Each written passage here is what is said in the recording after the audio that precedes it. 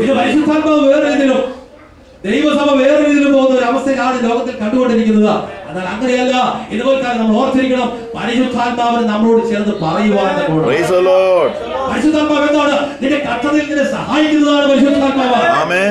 നീ ദുഃഖിതരായി തീരുമ്പോൾ, നിരാശരായി തീരുമ്പോൾ, നിന്റെ ജീവിതത്തിൽ പ്രയാസങ്ങളിൽ കൂടെ കടന്നു പോകുമ്പോൾ ആത്മാവിന്റെ ശക്തിയിലേക്ക് പകർന്നുകൊണ്ടല്ലോ.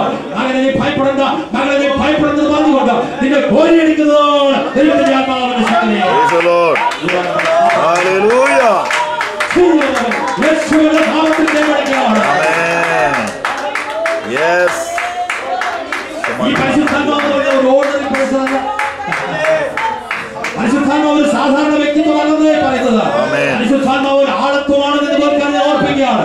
അവൻ സഭയിൽ കൂടെ കടന്നു വരുന്നവരാണ്, അവൻ കുടുംബത്തിൽ കൂടെ കടന്നു വരുന്നവരാണ്, അവൻ ജീവിതങ്ങളെ സന്ദർശിക്കുന്നവരാണ്, അവന്റെ ആവശ്യങ്ങൾക്ക്